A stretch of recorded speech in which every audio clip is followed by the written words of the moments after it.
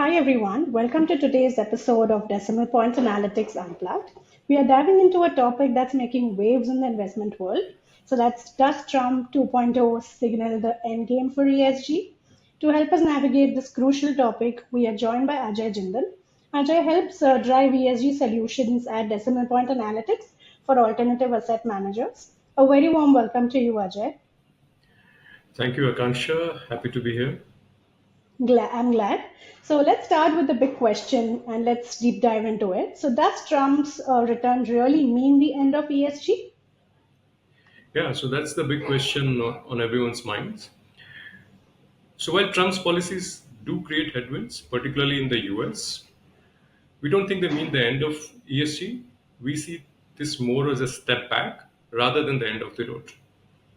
I see. So, could you elaborate on how Trump's policies have impacted ESG so far? Sure, Trump's support for the fossil fuel industry is having a ripple effect. Major US banks like JP Morgan, Goldman, Citi, Wells Fargo, they started withdrawing from Net Zero Banking Alliance the moment it became clear that Trump is coming back. Similarly, BlackRock exited the Net Zero Asset Managers Initiative, which has since paused its activities to reassess its direction. But this disruption is largely centered around net zero commitments in the US. Globally, ESG momentum remains in place, driven by the need to address real risks like pollution, waste, or other ESG risks. Got it. Now that you've already spoken about ESG risks, how do you see the fossil fuel talk influencing the climate change narrative?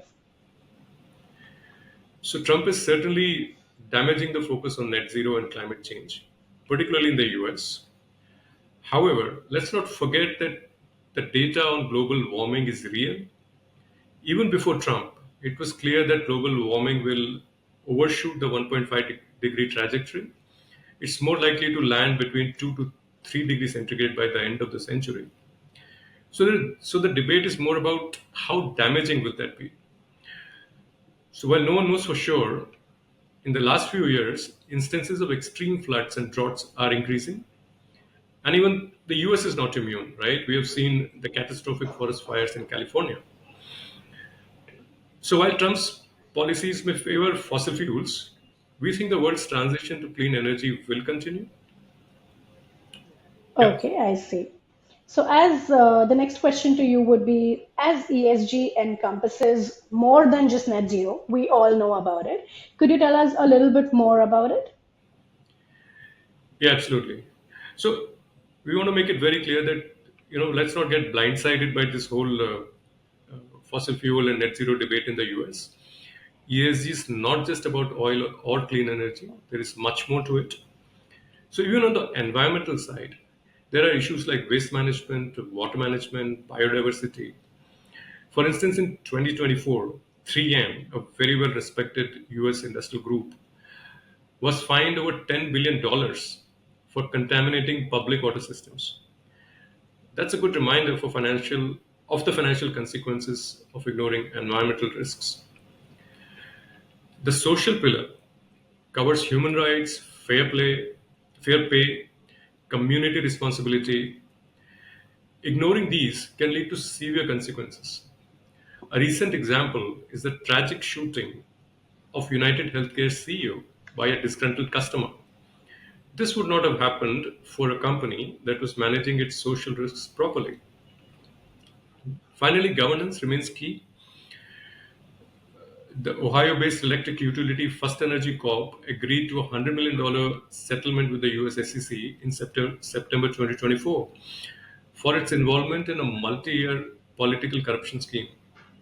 India's Adani Group is being investigated by the US SEC for similar corruption charges.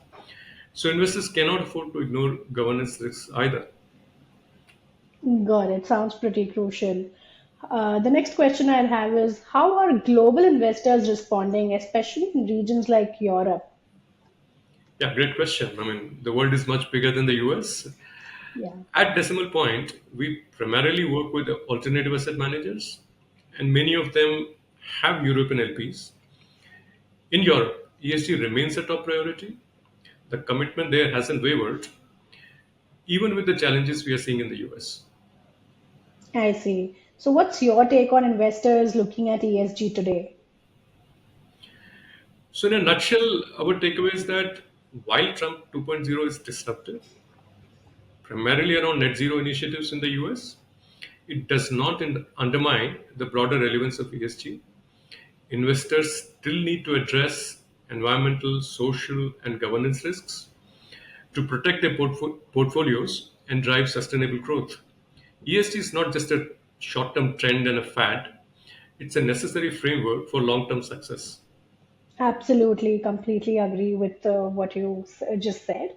So, with this, thank you so much, Ajay, for joining us today and sharing such valuable insights with us. So, my personal takeaway from this would be it's clear that while Trump's policies may pose challenges, but ESG still remains a crucial part and a crucial aspect of responsible investing.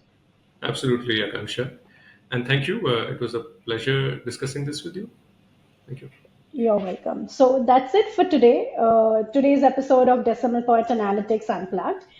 Stay tuned for more insights and don't forget to subscribe to our podcast for more such updates. Thank Thank you. you. Bye bye.